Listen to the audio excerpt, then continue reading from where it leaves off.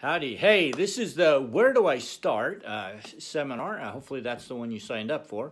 If not, it's a freebie. And I think it'll be helpful for you no matter where you are in youth ministry. Personally, I've been involved in 4 start-from-scratch youth ministry scenarios. So all of those will come into play, and I'll make mention of the different things that we've learned kind of along with each one of those 4. But the core principles are the same for all of them. So we're going to stick to those to begin with. Before we kind of lay in some of the distinctions that came out of each one of them. So first off, you got to know your students.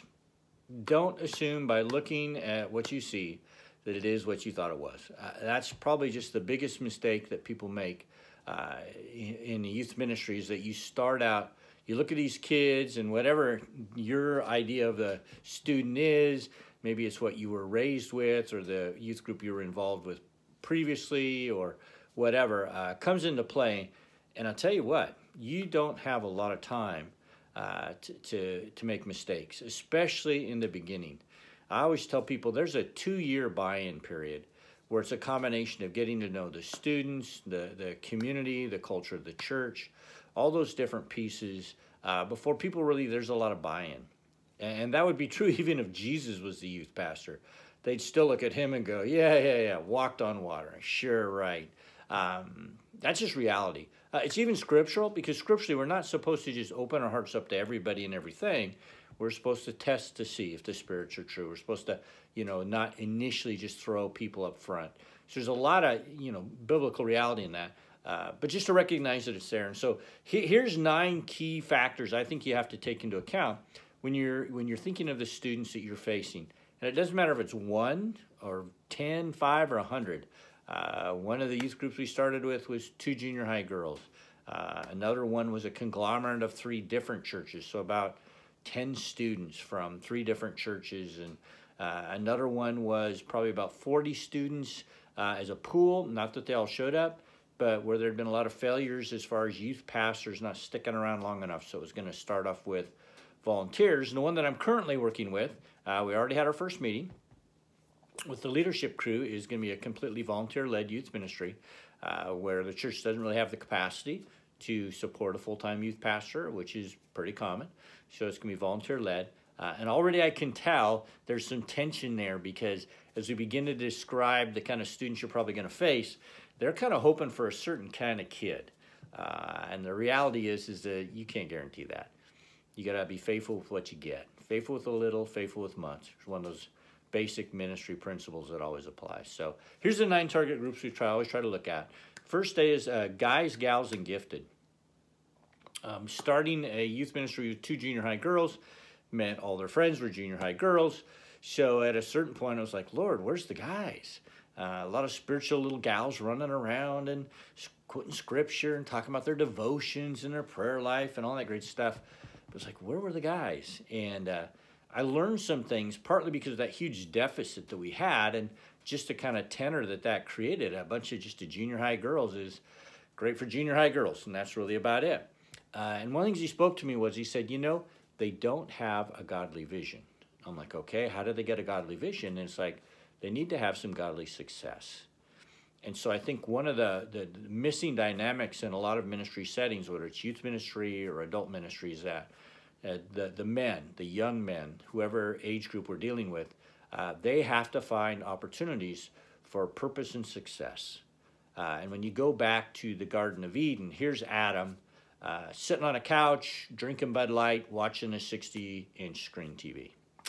No, this guy was busy with his hands. He's working the garden, minus tools. So he's got to create his own tools. So just think of the ingenuity and the creativity that's involved in that. And then he's naming the animals. I mean, my word, if it had been me, they would have all been cat, rat, mat, sat, hippopotamus. Where'd he come up with that, right? But he's creative with his hands, his head, and he walks with God. So here's the package. It's like you got to go for original design. Anytime you look at a broken tool or a broken machine, it's like, what was its original design? And if you can figure that out, then a lot of times you can figure out what went wrong and there can be a fix. So once we realized that purpose and success was a key factor for the guys, for us, that was the beginning for an eventual turnaround in time where we had as many or more guys coming than we did gals.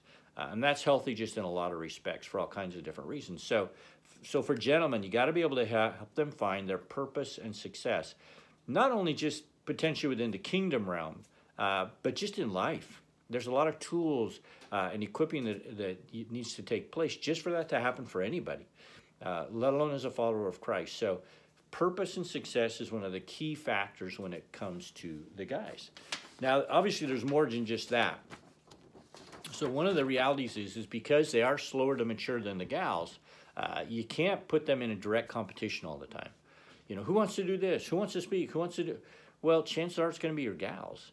And so we found that for our guys, they needed opportunities to take the lead, not initially with the girls there.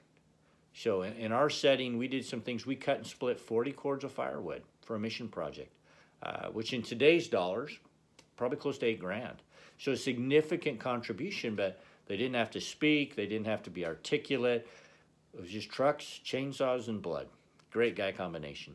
Okay, so that's one of those realities that we structured what we did for our guys specifically so that they could find some purpose and success. And once they'd found it in that particular realm, then it was all of a sudden, well, hey, maybe I could, and maybe I could and should and would and did. So eventually they were the leaders, and they were, you know, doing things on campus and leading Bible studies and the major participants in mission trips. But initially it was just the gals. So you got to structure your guy target with the reality that they don't mature as quickly as the girls do. They don't tend to be as verbal as the girls are. That they live in a world where if they don't find a purpose and success in God's kingdom and in God's world, they'll look for it somewhere else. So they'll become gamers and not sleep for a weekend, just so they can get to a new level or become the high scorer or the man on the game. And again, that all gets back to that purpose and success. And their struggles with pride all come from not being successful at something. You don't become successful so you can be proud about yourself. You become successful so you don't have to be proud, or you can just be content. You can be comfortable in your own skin, if you like to say it that way, because proud people are ones that are insecure. You people that are always talking about who they know, what they've done, they're very insecure people.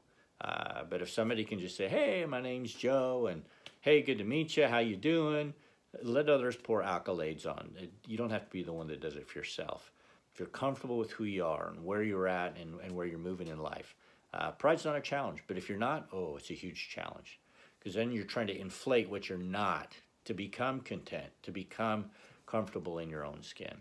And of course, guys, the basic reality is lust has been an issue since Adam. And just to help them deal with it, recognize it, steps to take, how to have a covenant with your eyes, just different things it's going to take. So that's kind of the basic guy world. But the key for the guys is purpose and success. They will learn relationship skills because scriptures are full of them. But purpose and success isn't something you learn. It's something somebody provides an opportunity. When you see the Academy Awards and people are standing up there and crying and giving their speeches, they almost always begin their speech this way. I just want to thank so-and-so for the opportunity. So we need to be those so-and-sos that provide the opportunities, especially for the guys, for purpose and success. Okay, and one of the things you're going to see as we kind of hit all these different target groups, you can't do all of these all at once. So you have to think in the course of a year, let's hit all these target groups in the course of a year. So maybe at different seasons you emphasize the guy world. And when we talk about the gal world, at different seasons you emphasize the gal world, or you have simultaneous events that are all guy or all girl events, and you hit them both at the same time. However you do it. But in the course of a year, hit all your targets. So in the female realm, well, they need purpose and success too, but almost even more important, they need relationship skills. The desperation that young people have today for relationships is off the charts. It has changed so much, even since you were a kid. That whole cell phone world has changed everything.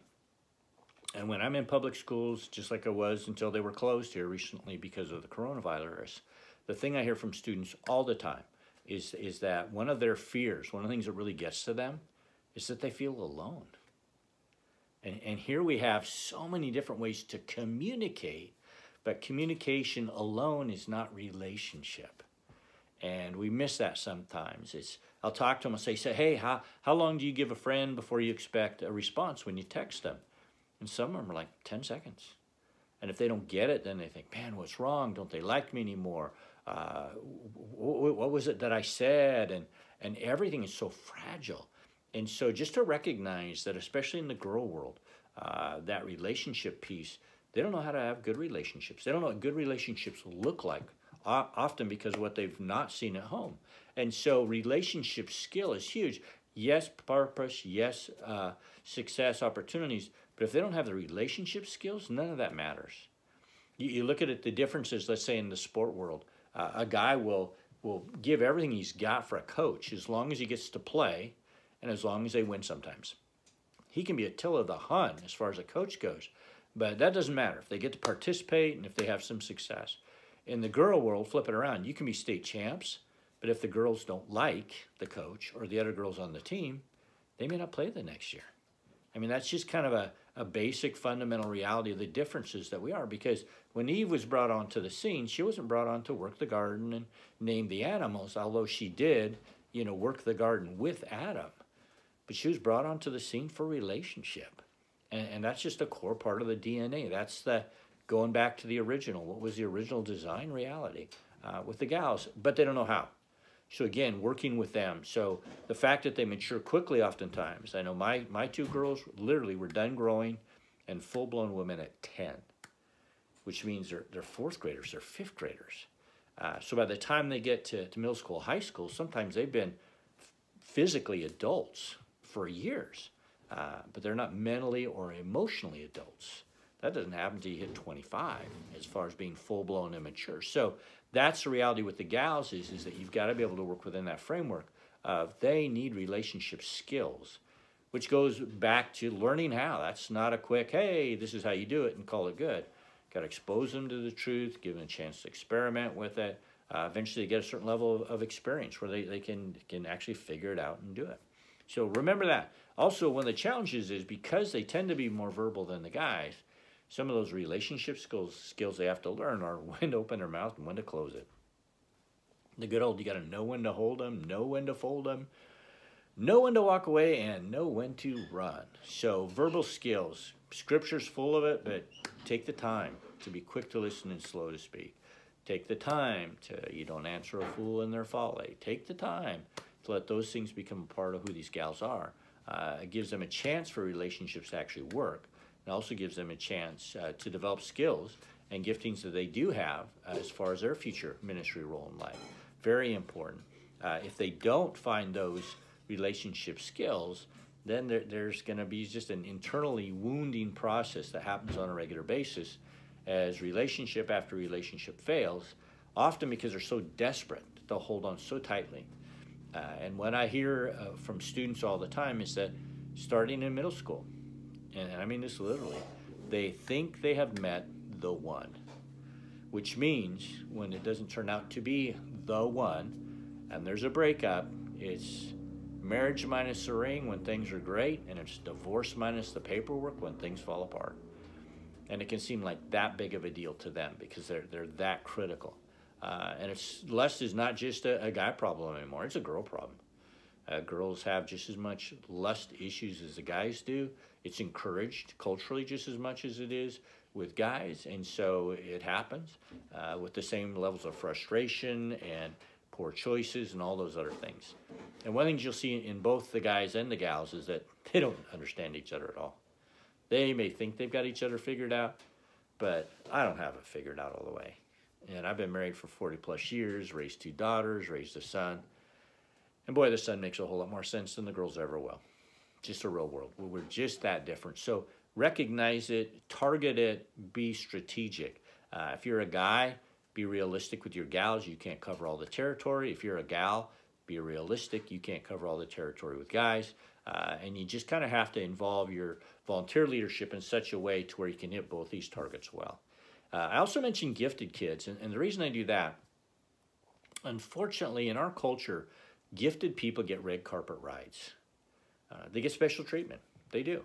Especially all the way through high school, they will get special treatment. So teachers will say things like, well, I didn't want to hold him back because he's such a gifted athlete or artist or musician or whatever it was they labeled gift. The problem is when you get out of high school, the red carpet ride ends.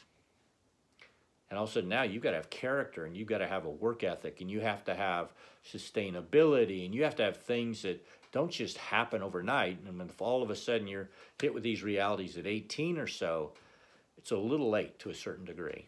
And so for us, working with the students we have, don't give special treatment to the gifted kids. If you've got a musician, an artist, a vocalist, whatever it is they're good at, they need to be held to the same standard as everybody else. Can't have immoral kids up there leading worship. Oh, they may be gifted. Oh, and we can even use the word anointed if you want to. But if you are got them, they're in a situation that's not right, morally, ethically, you're not doing them any favors by giving them an opportunity to be up front. And all the students know it. They know what these kids are doing. They see the hypocrisy in it, and that's just a bitter taste in anybody's mouth. So gifted kids, don't give them a red carpet ride. I kind of noticed this the first time when I did a lot of jail ministry early on, and even before I was involved full-time in youth, that a lot of gifted people in jail. Artists, musicians, man, I was just blown away. I'm like, Lord, what are they doing here? Well, red carpet ride ended at the end of high school, and only easy way to make money is illegal. So unfortunately, that's a basic reality. So guys, gals, and gifted in the course of a year hit all your target. And then you've always got three levels of students. You have distractors, deciders, and disciples. And not uncommon at all to see 60, 70% distractors. And don't just lump them into, oh, they're bad kids, oh, they're rebellious, oh, they're whatever. There are so many different reasons why students are distractors that I'm just going to highlight a few, but just recognize there's a huge plethora of sources for why kids are distractors. So one, a lot of times they have to be there. It's not their choice. They're being forced to go by a parent, a grandparent. Hey, you slept over at Joe's house, got to go to church, whatever it is. So you recognize that, okay? Sometimes they've been hurt in the church. Brutal reality, but too often true. Sometimes we're boring as all get out. And you can't blame them for the fact that, hey, 5 days a week, I got to put up with some of the worst teachers on the planet. And now I get another one on Sunday, or I get another one on Wednesday night or Friday night or whatever. Hey, that's our bad, okay? We should never be that person. But that's a reality, okay? Sometimes they're dealing with a sin and they're ashamed to be there at church. They know what they're doing. They can't seem to beat it. They really want to, just don't know how. So being there is really uncomfortable.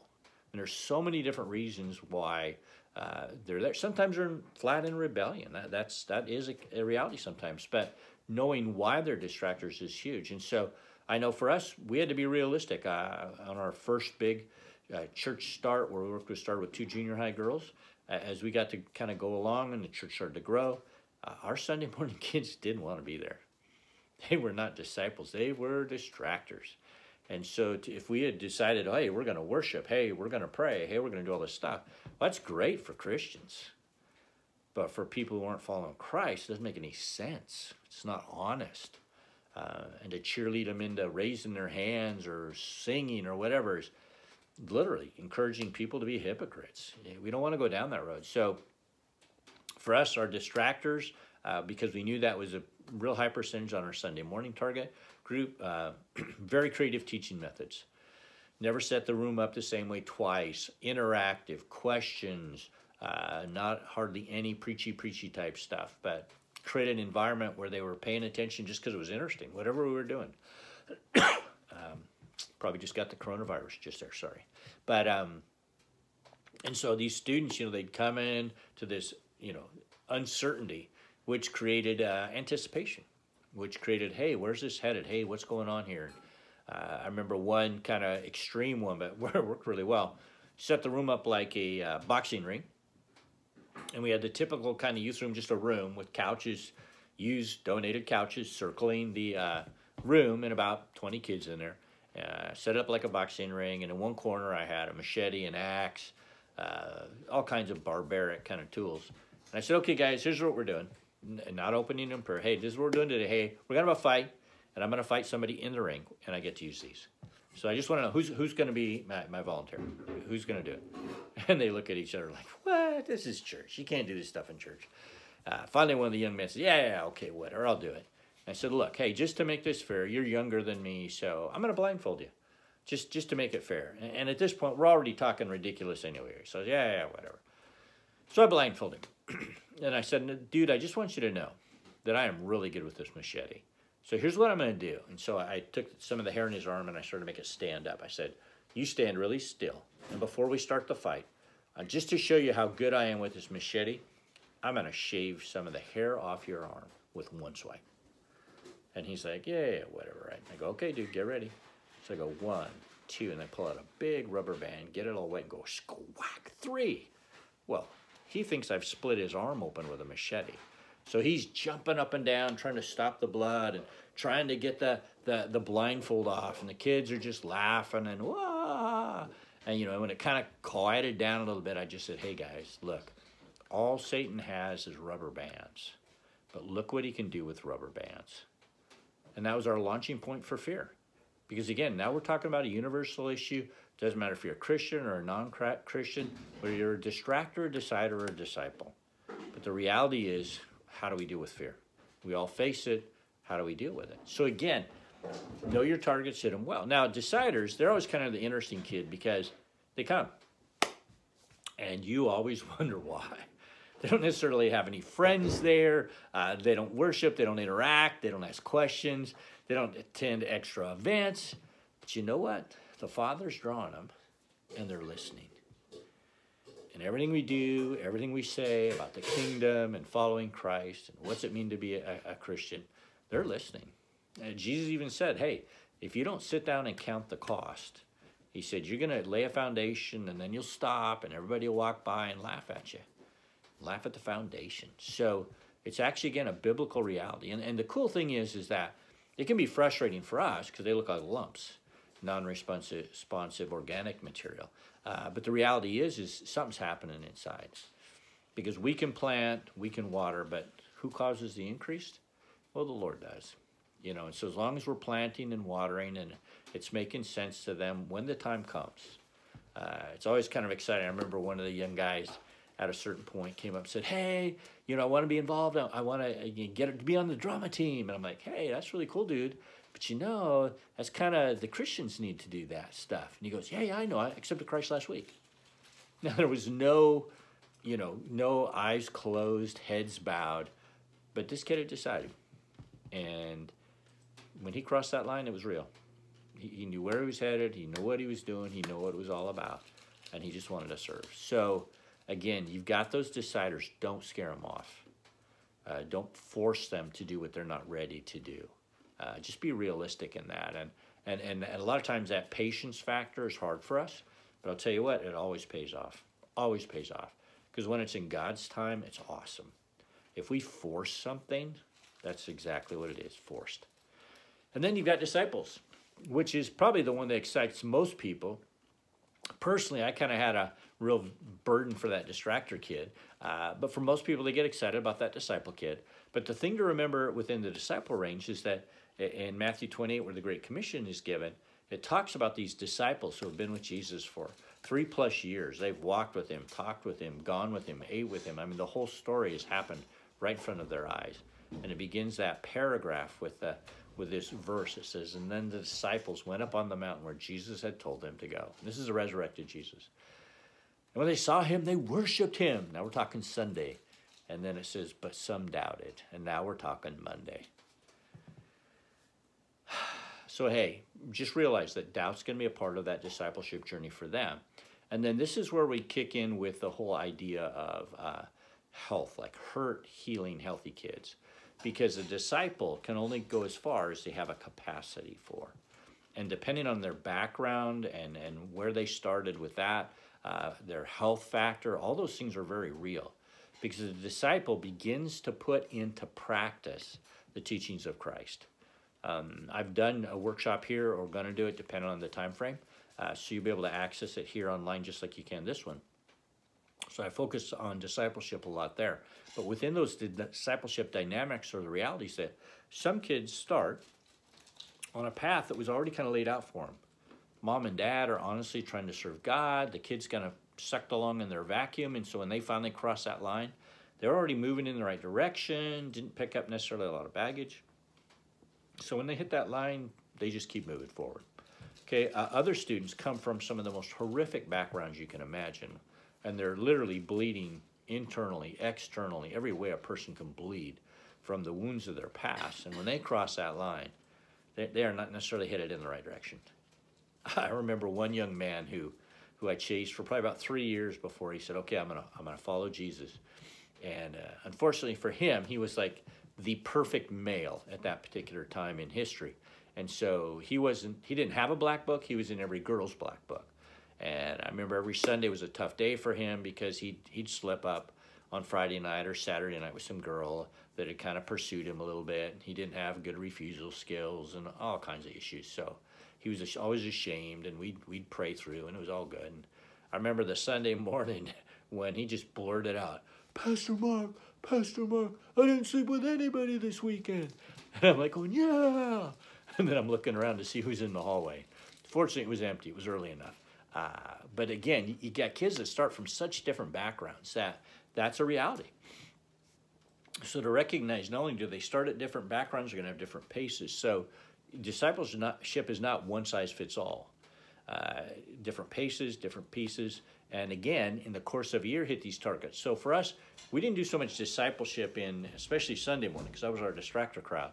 But our key discipleship times were camps, retreats, mission trips, all those kind of type things. That's where we really could pour into students. And we did a lot of mission trips, okay? I'm unique, I suppose, in this regard. We did 5 a year. After we were well established and had plenty of volunteers, we did 5 a year. So we did Christmas break, spring break. We do something with local churches 2 or 3 days, within two or 3 hours away. In the summer, we had a trip for junior high plus, one for high school plus, one for out of high school. Each one had different, obviously, expenses and requirements and stresses and strains. But it was not uncommon for a kid by the time they left our ministry time, a dozen mission trips, not uncommon at all. Okay, and then there's all kinds of reasons why we went down that road.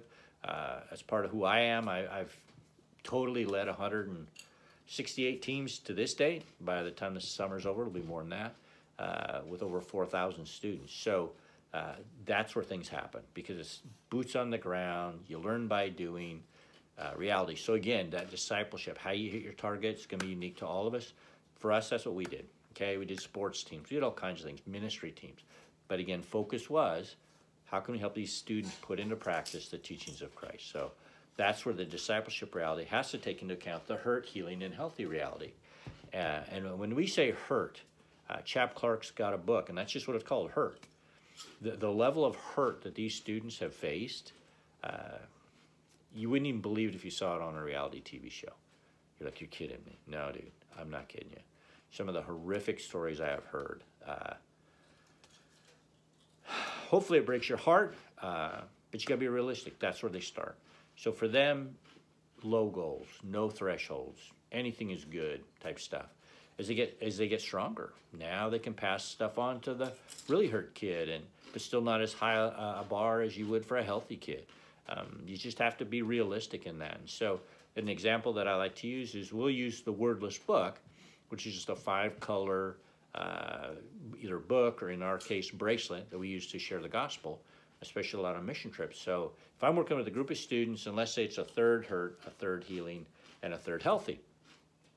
So I'll say, okay, guys, here's what we're going to do. We're going to make 1,000 bracelets tonight to be used in a summer mission experience.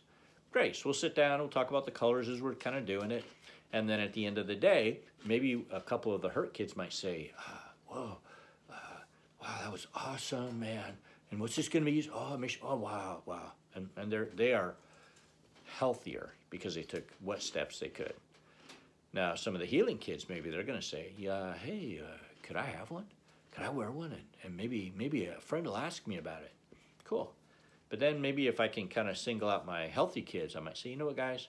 Why don't each of you take 5 of these? And let's make it our goal. And I'll take 5 too. Let's make it our goal this week to give at least one of these out. And in a perfect world, all 5 to somebody who doesn't know Christ or is struggling in their faith. That's a realistic reality for them. But if you had said that to your hurt kids, guaranteed failure, almost guaranteed. And then they feel bad, they feel condemnation, they give up, hey, I can't do this, and it's our bad, okay? You just have to know what you've got. And to recognize, especially with your hurt kids, that a lot of times you need more than just you to be the first aid Band-Aid guy in their life. I always tell people one of the first things you should do as a new youth worker in a community is to find out who the safety net is. Who does the lead pastor refer people to for counseling? How do you deal with sexual abuse? How do you deal with drug addiction? Who are those people in your safety net? Who are the counselors at school? I remember one particular gal we worked with who is suicidal, made numerous serious attempts. We played tag team with the school counselors. And yeah, there's a separation of church and state, but I'll tell you what, when it comes to keeping a kid alive, all those little guidelines go out the window. And so I could call the school on Monday and say, hey, she had a bad weekend. She set up to talk to anybody. They said, yeah, she is. She's already scheduled for noon. I say, okay, great. And then sometimes they'd call me and say, hey, we think maybe she's got pills. She won't talk to us. Can you come in? So creating that safety net and having those resources is huge, because when you got really hurt kids, you're going to run into some of the ugliest of the ugly. And that's, I'll just leave it at that. I could tell you a zillion stories, okay? And more all the time. More all the time. That is the world we live in. So hurt, healing, and healthy, you got to take that into account. So when you look at those 9 different dynamics of, guys, gals, gifted, hurt, healing, healthy, distractors, deciders, and disciples, in the course of a year, hit all those targets.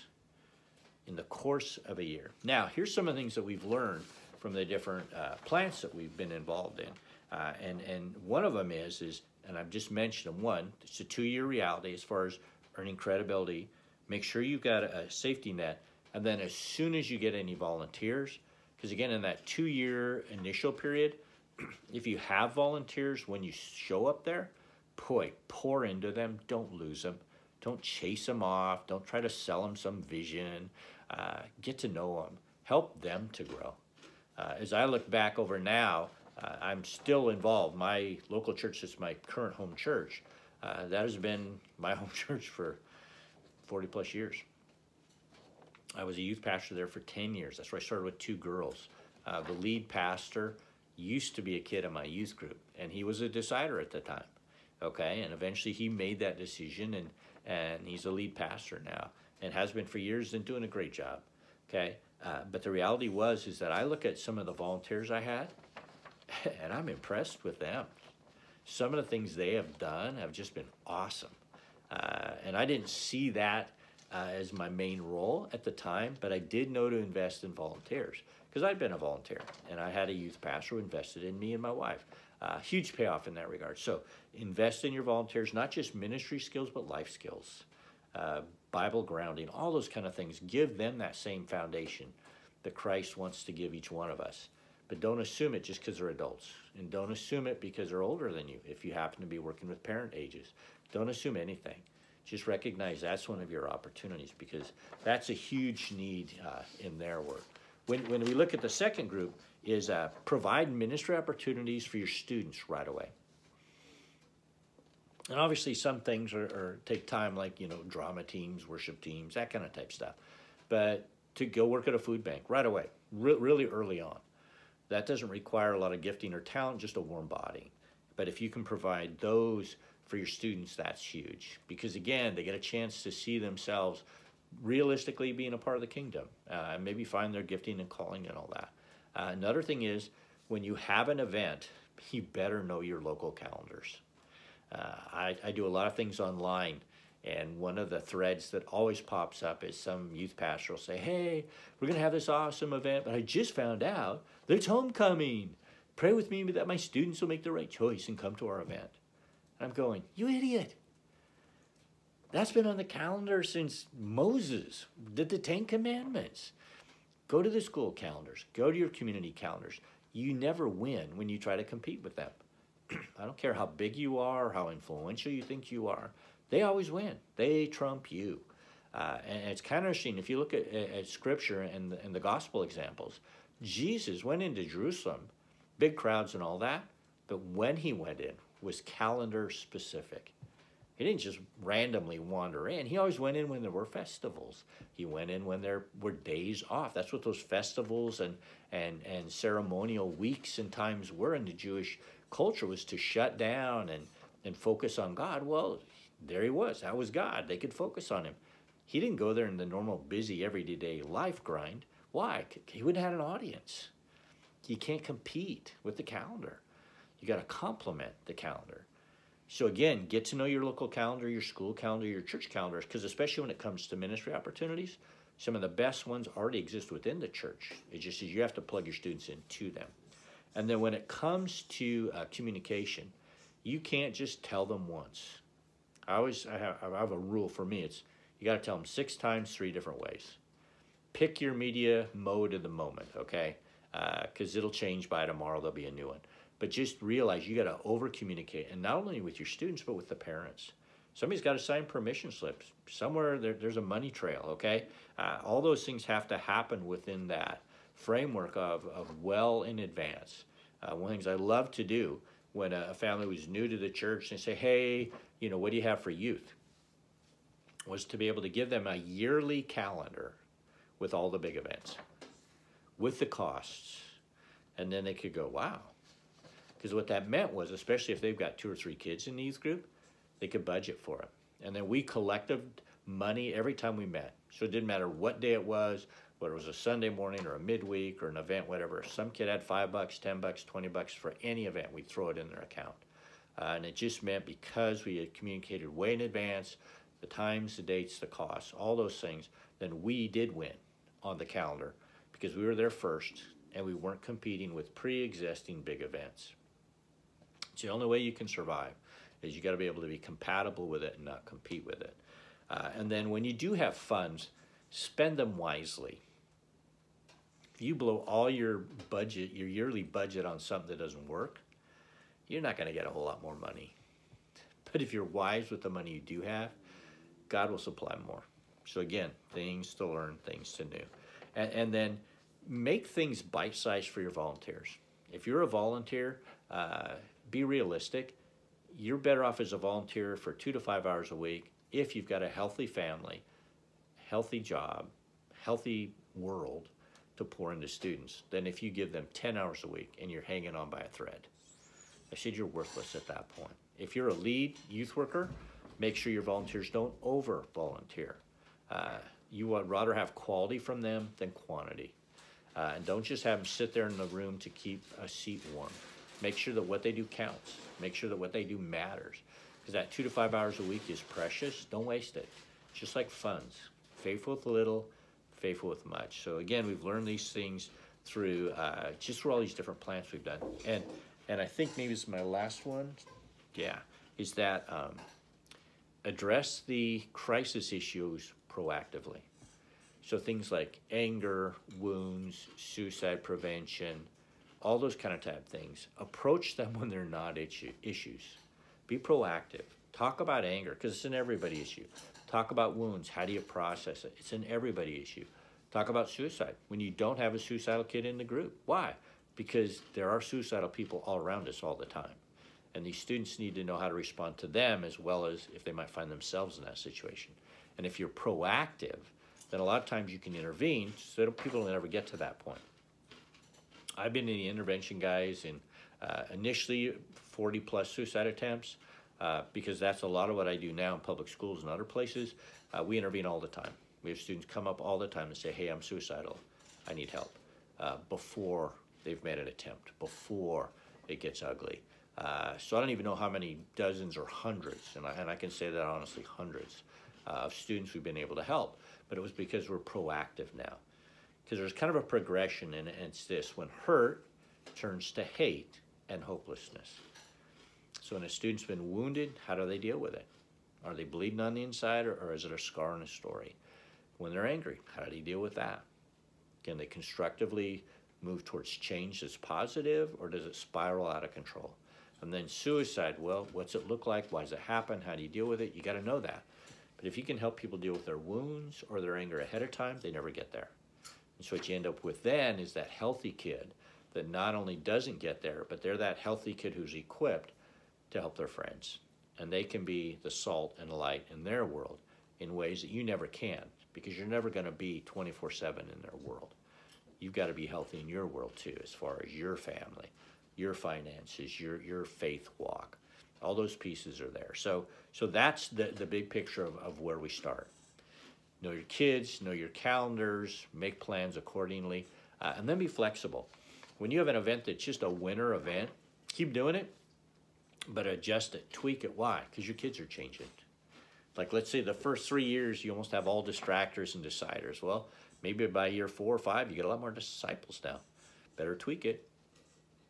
Better tweak it. And then let's say all those disciples graduate, and now you've got a whole new core of distractors and deciders. So better tweak it. Better tweak it. And that cycle of change is perpetual in youth ministry. So always know what you've got so that you can know where to go. Because that's where you start. You got to know what you've got and how to work with them. And if you can do that well, know them well, it's a lot easier to bring volunteers in and not give them overwhelming tasks, but say, hey, I got 4 girls. They're really hurt, and they're really trying to follow Jesus. But you know what? I heard your background was a tough one, and you seem to be doing really well. So would you be willing to take on these 4 girls? Or, hey, I know you're just a Bible guy and you love to go deep. I got 3 guys that they really feel called to ministry, and they need to know the Word well. Could you spend some time with them?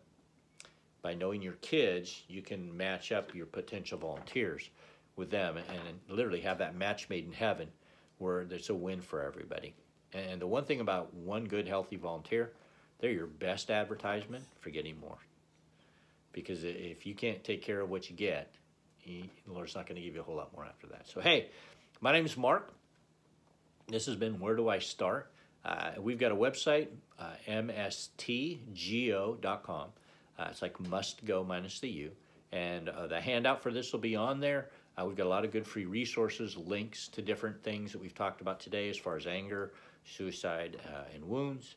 And we just hope to see you still in the game, ministering to students for as long as He calls you to it, and that you don't become like a casualty on the side, because I really think a good start can make all the difference in the world.